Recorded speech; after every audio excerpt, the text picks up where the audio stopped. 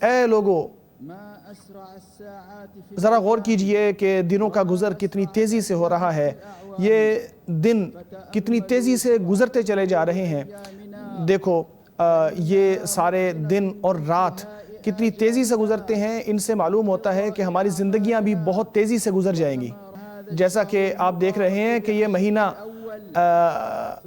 بڑی تیزی سے اس کا پہلا عشرہ آیا اور پھر اس کے بعد دوسرے عشرے کا وقت آیا، اور اب آپ دیکھیں کہ آخری عشرے کا وقت بھی آ گیا ہے۔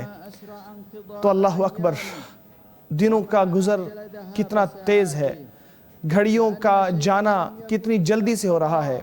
ایسے لگتا ہے جیسے کچھ تھا ہی نہیں، جو گزر گیا ہے وہ گزر چکا ہے اور تاریخ کا، ماضی کا حصہ بن گیا ہے۔ اللہ تبارک و تعالیٰ نے ہمارے اوپر مہربانی فرمائی ہے اور ہمیں آخری عشرہ نصیب فرمایا ہے۔ یہ اس کی مہربانی ہے، اس کی قیمتی راتیں ہیں کہ جن کے اندر بہت بڑے فضائل ہیں، اس کے اندر اللہ کی بہت بڑی مہربانیاں ہیں۔ کاش ہمیں معلوم ہو کہ کون ہے جو واقعی سنجیدگی کے ساتھ محنت کرے گا اور کون ہے جو ان کا حق ادا کرے گا اور ان کی خیر اور بھلائی کو کما لے گا۔ نیکی میں آگے بڑھنے والے لوگ جو ہوتے ہیں ان کی راتیں بڑی لمبی ہو جاتی ہیں۔ وہ آخری عشرے کے انتظار میں راتوں کو گننا شروع کر دیتے ہیں کہ اتنی راتیں رہ گئی ہیں آخری عشرے میں کے آنے میں۔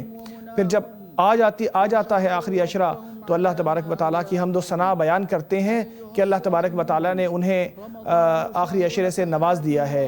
رمضان بہت قیمتی چیز ہے اور اس کا سب سے زیادہ قیمتی حصہ آخری عشرہ کا حصہ ہے۔ اس کا سب سے قیمتی حصہ لیلۃ القدر ہے کہ جسے حاصل کرنے کے لیے سبھی لوگ محنت کرتے ہیں، کوشش کرتے ہیں۔ ہر وہ مومن جو اللہ تبارک و تعالیٰ سے اجر کا طلبگار ہوتا ہے اور بلند درجے تلاش کرتا ہے، اسی لیے نبی اکرم صلی اللہ علیہ وسلم جب آخری عشرہ شروع ہوتا تو آپ صلی اللہ علیہ وسلم اس میں زیادہ نیکیاں کرنا شروع کر دیتے۔ اے لوگو، نیکیوں کے لیے انسان کے اندر صبر ہونا چاہیے، انسان قائم رہے نیکیوں کے اوپر، کیونکہ اللہ تعالیٰ فرماتا ہے صبر کرنے والوں کو بے حساب اجر دیا جائے گا۔ تو ہمیں چاہیے کہ ان دنوں میں صبر سے کام لیں اور ہر وقت صبر کے اوپر قائم رہیں، نیکی کرنے میں صبر سے کام لیں تاکہ ہمیں اللہ تبارک و تعالیٰ سے کثیر ثواب اور وافر اجر ملے۔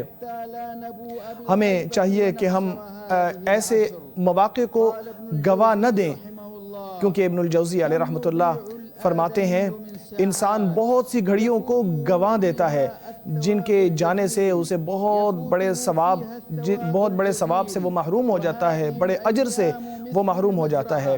یہ دن ایک کھیتی کے مانند ہیں، جیسا کہ ایسے لگتا ہے جیسے انسان کو یہ کہا گیا ہو کہ جیسے ہی تم ایک دانہ بیجو گے تو اس میں سے بہت بڑا ایک پودا نکلے گا۔ اس لیے مسلمان کو چاہیے کہ وہ کھیتی میں محنت کرنے کی پوری کوشش کرے، جو اپنی عمر کو نیکی کے علاوہ دوسرے کاموں میں لگا دیتا ہے۔ اے وہ شخص جو اپنی زندگی کو ضائع کر رہا ہے، اے وہ شخص جس کا سامان ہی آج کل کرنا اور بعد کے لیے کاموں کو مؤخر کرنا یہ بدترین سودا ہے۔ آپ اللہ تبارک و تعالیٰ سے کیسے امید رکھتے ہو کہ آپ کو قیامت کے دن کامیابی ملے گی اور سفارش ملے گی؟